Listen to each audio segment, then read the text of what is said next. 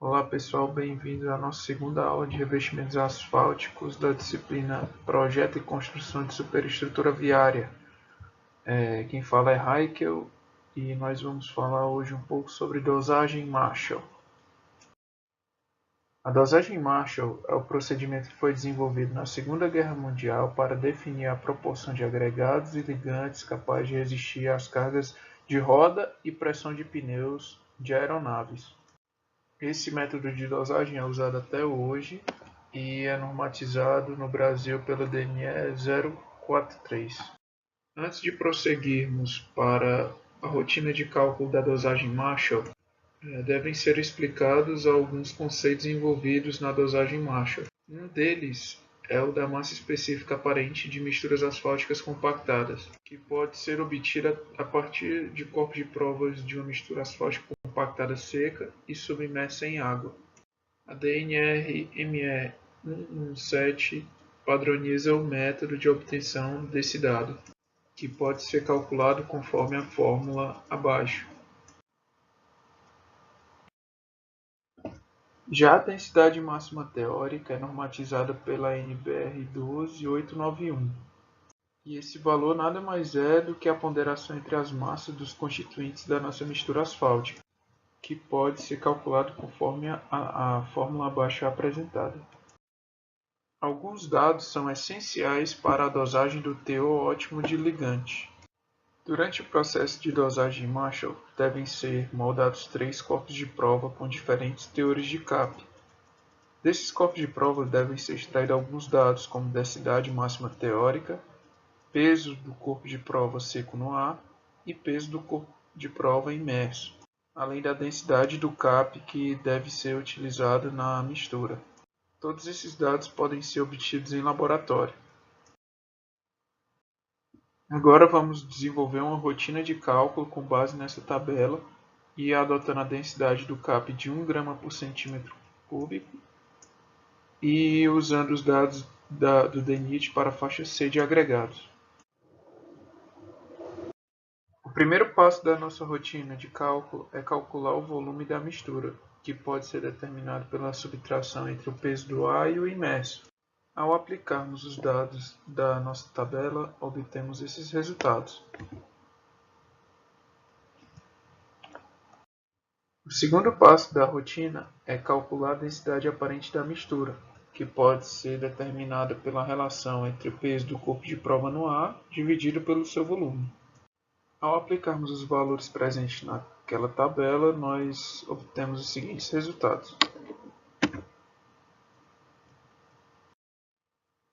Procede-se então para o cálculo do volume de vazios, que pode ser determinado por meio da fórmula a seguir, onde dmt é a densidade máxima teórica e d aparente é a densidade aparente.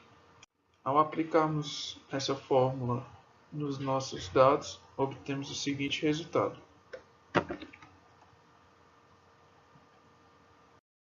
Os vazios com betume podem ser obtidos pela multiplicação da densidade aparente com a porcentagem do CAP utilizado na amostra dividido pela densidade do CAP.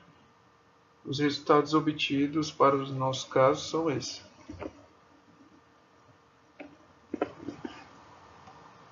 Ao somarmos os volumes de vazios com os vazios com betume, obtemos os vazios do agregado mineral. Para a nossa questão, os resultados obtidos com essa soma são esses.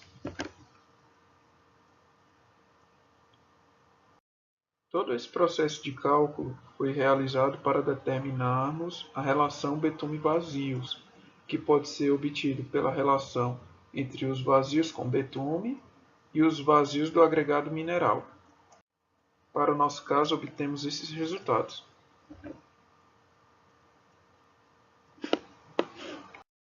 Com os dados de volumes de vazios, teor de CAP e relação betume-vazios em mão, procedemos para a construção do gráfico, que nos auxiliará a determinar o teor ótimo de ligante. Durante a construção desse gráfico, tome muito cuidado com o eixo de relação betume-vazios, pois trata-se de uma escala diferente do volume de vazios. Após a construção do gráfico, devemos traçar os limites de volume de vazio e relação betume-vazio estabelecidos pela nossa curva granulométrica. No caso da faixa C do DNIT, o volume de vazio tem que ficar entre 3% e 5%, enquanto a relação betume-vazio deve estar entre 75% e 82%. Ao traçarmos as linhas com esses limites, obtemos o seguinte resultado.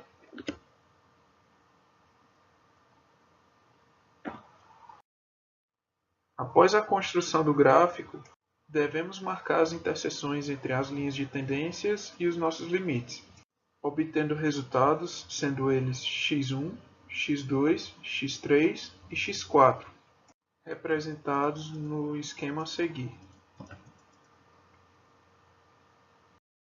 Ao traçarmos as interseções nos gráficos, obtemos os seguintes resultados.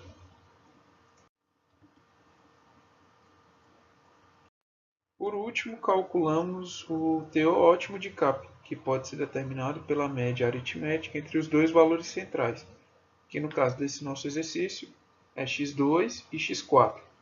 A resposta é 5,7%. Muito obrigado por ter chegado até aqui. Caso tenha gostado, deixa o joinha, inscreve no canal. Caso tenha alguma sugestão, deixa nos comentários. Se tiver alguma dúvida, pode deixar lá também.